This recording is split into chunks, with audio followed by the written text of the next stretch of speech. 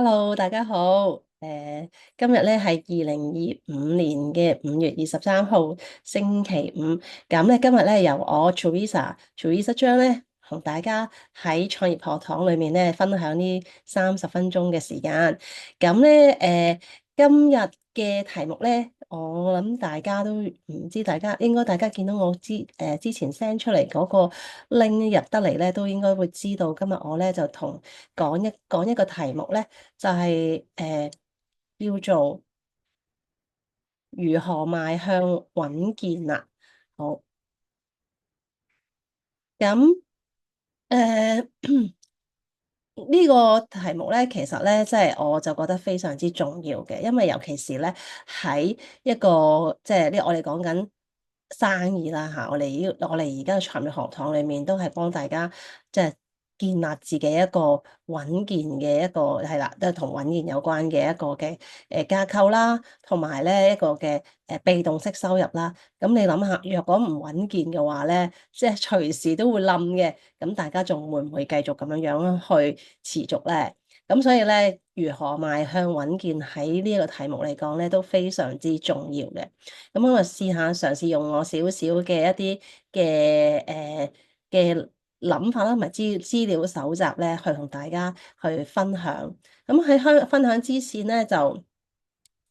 裏面咧應該有好多嘅，因為 EAP 入邊都有好多新嘅朋友喺度啊，咁咧就可能都未認識我嘅，咁我或者做我少少介紹啦。咁咧我就姓張，叫做 Teresa 啦。咁就而家喺 Amway 嘅平台裏面咧，我咧就係一位創業者白金嚟嘅。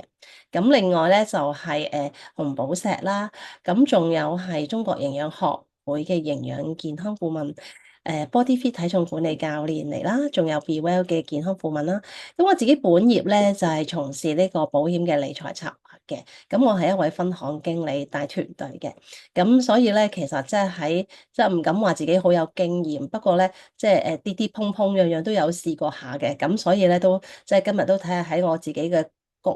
己過往嘅本業上面睇下有冇啲咩可以同大家分享下啦。咁另外咧就係我係多年嘅 MDRT 啦。咁好啦，咁做一個生意咧，其實咧就不能盲舂舂咁樣去做，最緊要咧就一定要喺開始嘅時候咧，即係我哋一定要有一個策略。個策略咧，你訂立得好咧，跟住去做咧，咁其實咧就會可以咧事半功倍嘅。咁我咧就係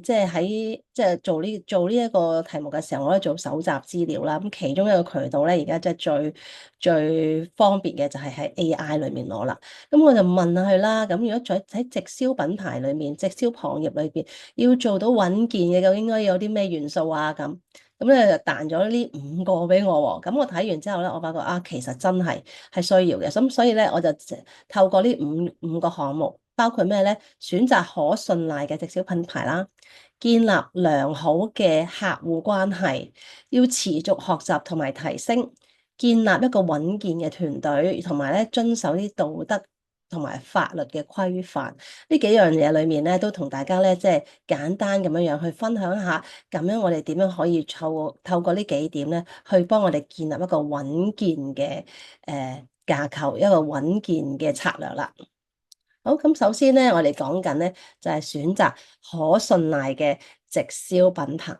嗱，今日大家坐得喺度，都係創業學堂上得堂嘅話，咁一定係 EAP 嘅一份子啦。咁講得 EAP 嘅一份子嘅話，咁一定係用緊咩牌子啊？用緊安利嘅牌子咯，係咪？咁我哋唔使講啦，安利係一個好有實力嘅一間公司，因為我哋揀嘅公司咧，其實咧市場上五花八門。大大小小，即係做得耐同埋做得唔耐嘅公司都有，但係我哋點解會揀？大家會一齊點解會揀 Amway 呢一間公司去作為我哋背後一個好有實力嘅一個支撐嘅一個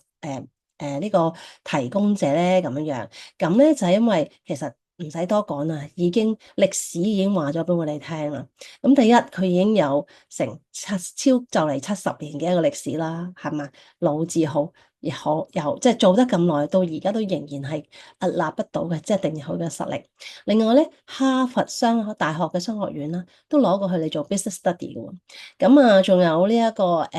福布斯啊，仲有喺直銷界裏面 global 咧，都係連續好多年嘅第一位。咁所以咧，其實仲有即係其實都唔使多講啦，呢度都有 show 到我哋有嘅科學家、科研家同埋咧產品啊、鑽研嘅人才啊，其實咧即係太多啦。遍佈嘅業務嗰個範疇亦都好大。咁所以咧，其中一樣我哋要揀嘅，即係要邁向穩健嘅其中一樣咧，喺公司嚟講咧，Amway 係一個不二之選嚟嘅。好啦，咁另外仲有一樣嘢咧，即係我好欣賞嘅呢一間公司就係佢同紐崔萊，即係佢攞埋紐崔萊呢一間嘅呢一個品牌咧，喺埋 Amway 入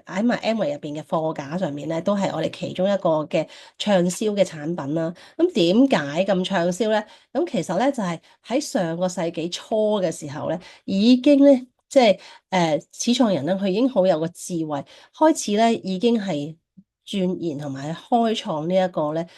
有機嘅營養保健食品咯。咁淨係講我哋有嘅有機農場同而家一路發展落去嘅有機嘅合作伙伴咧，嗰種嘅 standard，即係需要嗰種嚴謹程度同埋嗰種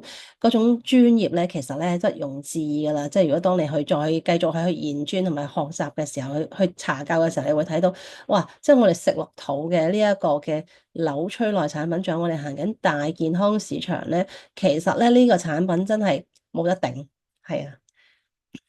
好啦，咁我哋最近嘅背後嘅，即係最近我哋香港嘅即係大祖國啦，就係中國呢個地大物博嘅地方啦。咁連中國嘅國家奧運代表隊咧，即係超過20年都一路都同紐崔萊呢個品牌咧，即係都係指定係佢嘅官方嘅營養食品嘅一個指定嘅提供者。咁你已經睇到啦，即係嗰個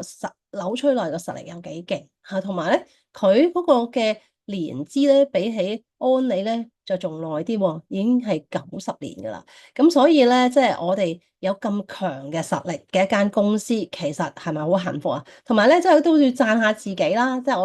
我哋有呢一個嘅眼光咧，去選擇一個咧真係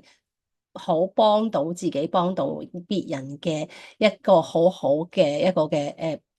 呢個呢個銷售嘅供應商，同埋一間好有愛嘅公司。好啦，咁除咗咧一間大公司之外咧，嗱大公司入邊咧就有好多好多唔同嘅人。咁間公司啲產品靚都好，其實咧你要其他人咧去知道呢一間公司係一間好公司咧，其實咧最主要就係要睇裡面係啲乜嘢人。即係如果佢裏面啲人又唔好啊，服務又唔好啊，跟進又唔好啊，或者可能啲產品有事嘅時候咧，又冇一啲好好嘅 after sale service 啊，個口碑差嘅話咧，咁就慘啊！你幾好嘅產品咧，都即係糟蹋晒。咁所以要有好多嘅天時地利人和去配合嘅。咁除咗我哋有間咁正公司俾我哋之外咧，其實咧即係大家都應該都都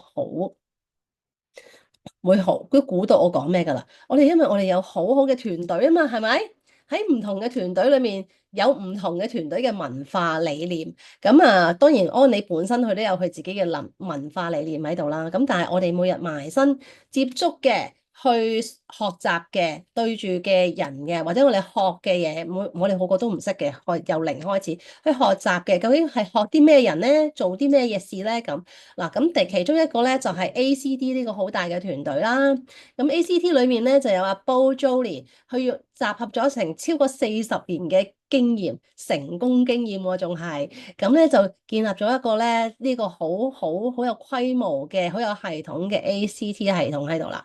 咁啊，另外咁我哋今日 EAP 創業學堂啊嘛，咁啊梗係一定唔漏得到就係 EAP 我哋個團隊啦，就係好多謝阿徐醫生同埋 Amy 啦，喺早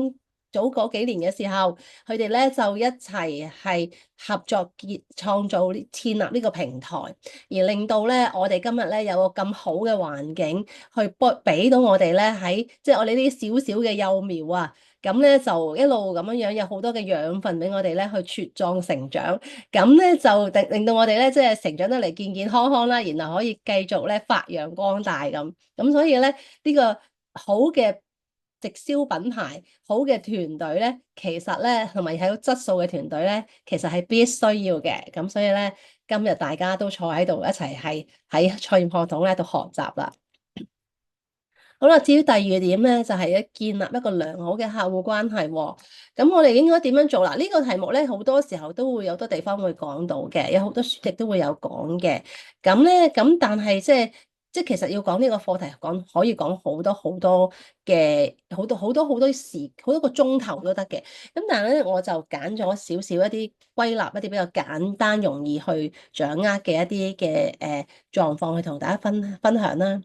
咁點樣先可以建立到一個好嘅良好嘅客戶關係咧？嗱，第一咧就係即係除咗喺我哋之前會即係我哋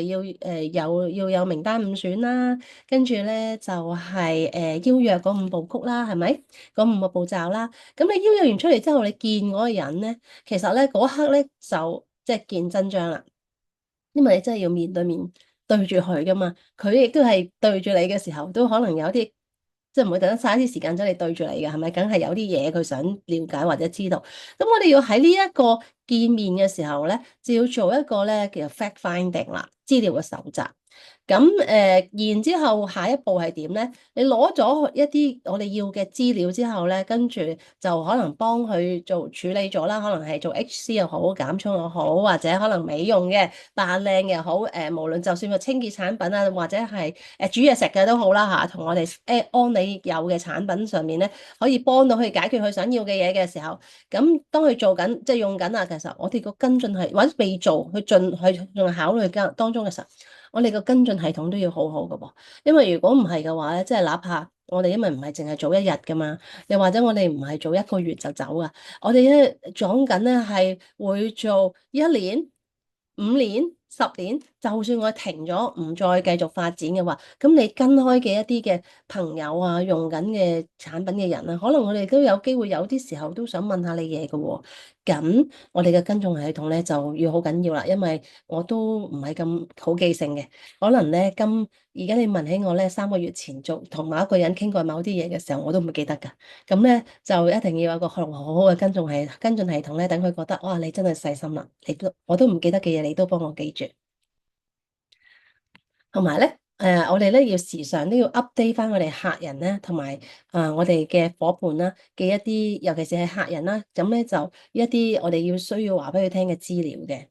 好啦，咁我哋究竟點樣做 fact finding 咧？咁其實咧好簡單，喺個平台裏面咧係好多嘅領袖咧都已經都有提及過，都有講過點樣做噶啦。嗱，第一咧，我哋記得一個好簡單嘅字就係 FORM。form，咁我哋要傾偈嘅同時咧，我哋要諗下，我哋問啲乜嘢問題係關於佢嘅屋企人啦，問啲咩問題係關於佢可能喺工作上面有啲咩嘅需要啦，跟住咧佢有啲咩興趣嗜好，識啲咩人喎，咁仲有咧佢有啲咩嘅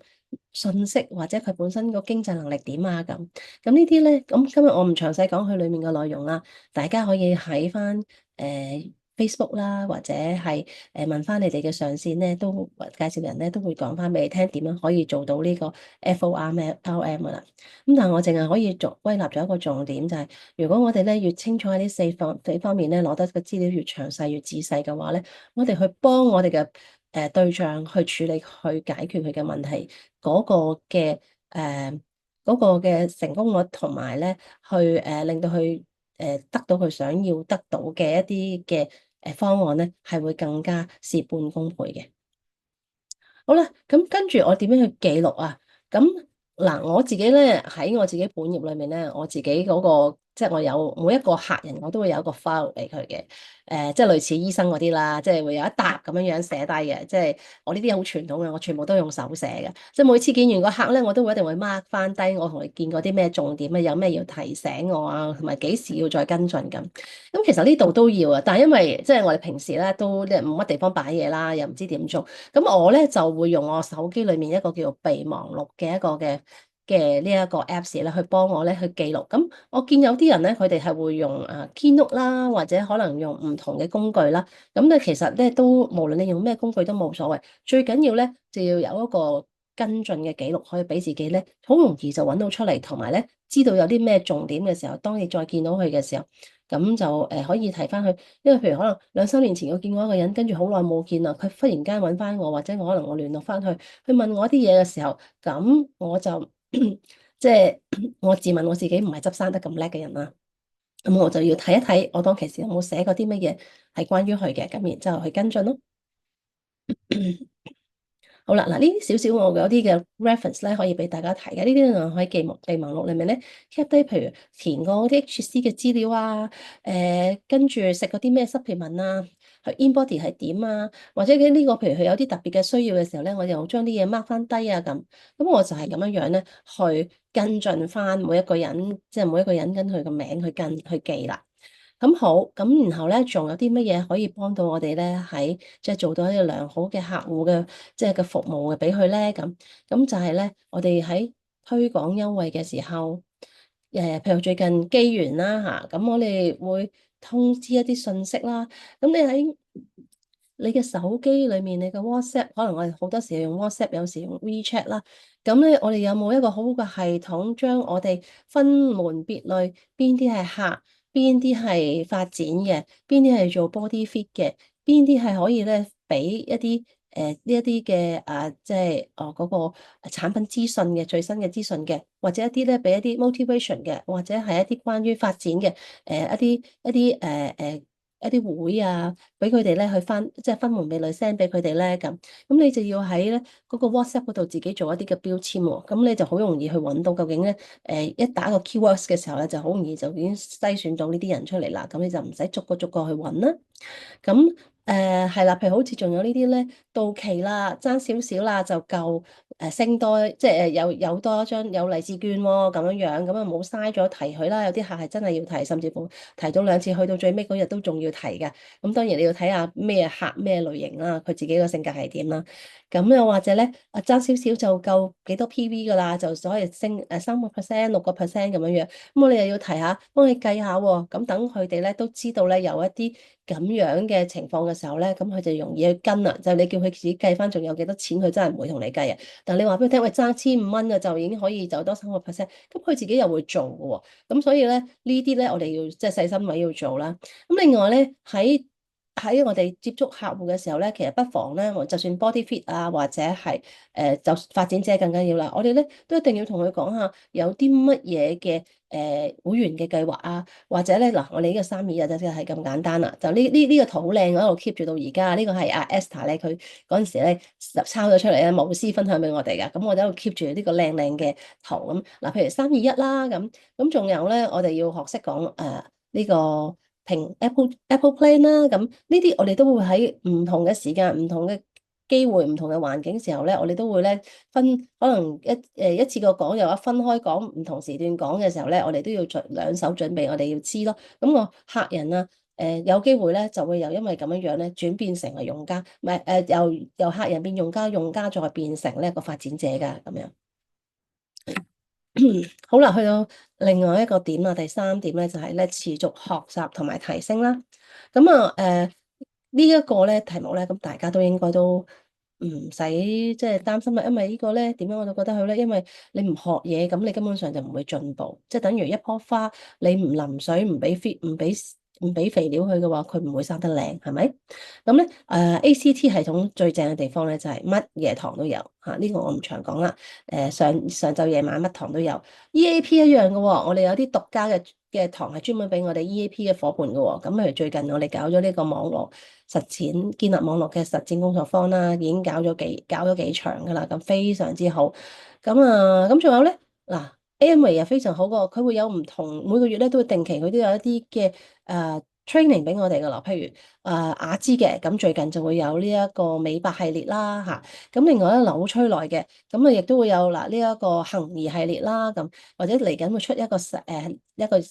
即係改良版嘅兒童配方嘅一個營養素，咁啊有呢啲堂喎，你有冇留意咧？我哋都會定時定候都可以喺度咧上線咧學習，呢啲全部擺晒喺度噶啦，有收費有免費，就算收費其實都係非常之抵嘅。咁所以咧，我哋要不斷咁樣樣去 upgrade 自己，等自己咧可以有個提升。呢啲已經擺喺個環境上面已經俾咗我哋噶啦。好啦，跟住咧講緊第四點啦，點樣建立一個穩健嘅團隊咧？咁樣樣，好啦，建立穩健團隊咧，咁第一件事，梗係要有一個穩健嘅即係收入嘅制度啦，係咪啊？依家我哋有個穩健嘅獎金制度喎，係咪？嗱，有 call plan 又有 call pass，咁呢個唔講啦，大家應該去唔識嘅話，唔明嘅話就去聽3年計劃嚇，聽到熟為止。好啦，咁跟住咧就係、我哋仲會係有一個咧，即係透過呢個叫做543形式，我哋即係叫 Apple Plan 啦。其實而家已經變，而家已經去到一個演變，就係我哋有一個咁勁嘅一個嘅網絡。係一個穩健嘅架構，就係點樣由你自己學習，跟住咧由學用做，一路咧就去到咧建立到一個有5個核心用家、4個職嘅 ABO、3代嘅 ABO 嘅21% 嘅架構咧，咁呢個就真係一個好穩健嘅一個嘅架構嘅組織啦。穩健嘅團隊架構嘅組織啦，咁呢個咧就當然我哋要用時間去 build up 嘅，咁但係當你建立咗之後咧，咁你就每一個月咧就即係咁意咧，其實做到21%都已經有一個你可能唔會覺得多，但係其實每人會嫌多嘅2至3萬蚊嘅收入啦，係咪？好啦，當好你自己已經可以自己複製到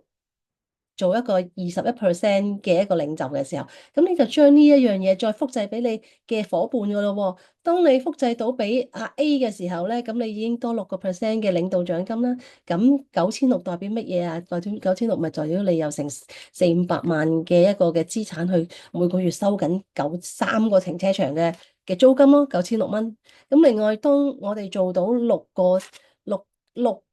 複製嘅21% 嘅時候，咁呢個資產就勁咯，係幾千萬嘅資產嚟㗎啦，每個月有成5760蚊嘅一個嘅呢個領導獎金，係咪好正啊？嚇，咁呢一個咧就係穩健團隊一個好緊要嘅一個要素啦。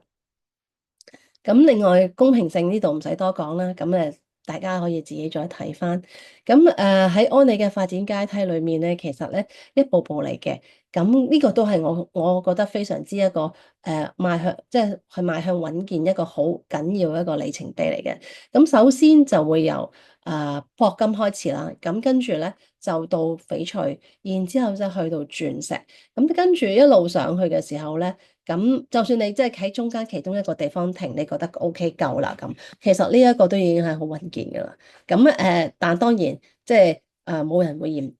嫌少嘅。如果你有足夠嘅時間同埋有一個比較高啲嘅目標嘅話咧，鼓勵大家一齊係向住鑽石或者以上去行啦。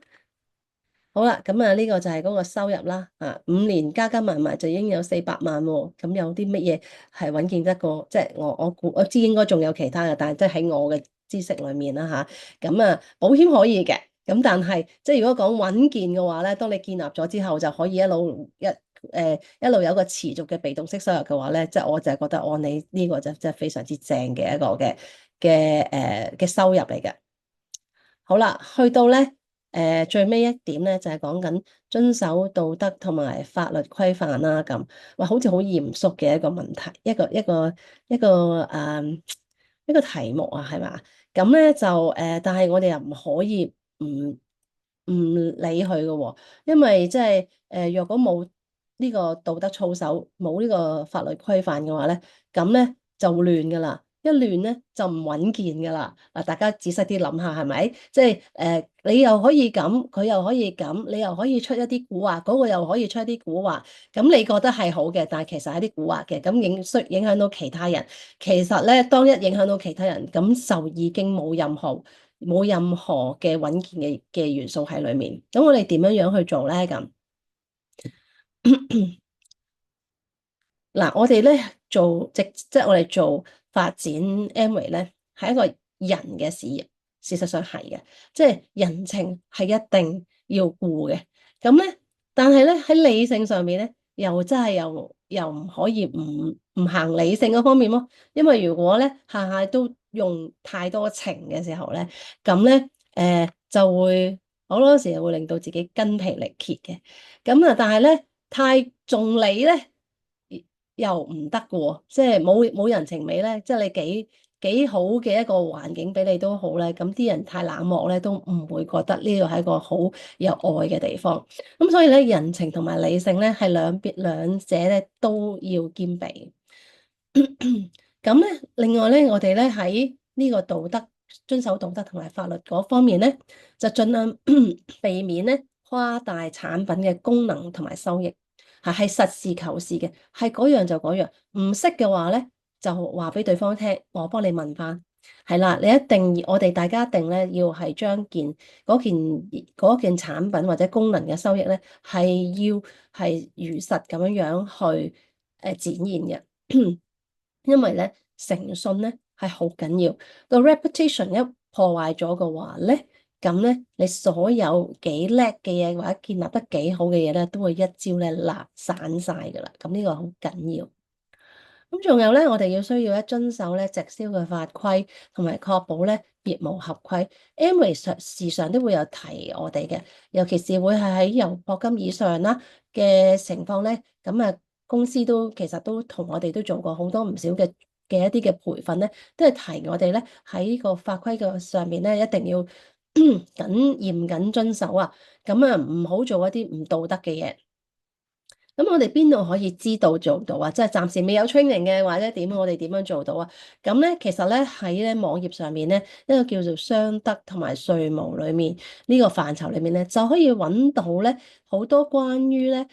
一啲呢啲道德同埋法規裏面嘅好多嘅資訊嘅啦。咁咧你可以即係歡迎咧大家咧即係真係要揾一時間咧去逐樣 click 入去咧去睇一睇。係啊，因為呢啲咧看似好似唔係好急嘅嘢，但係非常之重要。係啊，我哋一定要安排時間做一啲咧，唔係淨係做一啲急嘅嘢，我哋仲要做一啲重要嘅嘢。當我哋咧清楚一啲重要嘅事情嘅時候咧，當一出現咗一啲即係模棱兩可啊，或者咧灰色地帶嘅時候咧，我哋就知道我哋應該係用邊一種我哋應該用邊一種嘅態度咧去處理，咁從而咧可以喺我哋嘅業務上面咧做得更加穩健啦。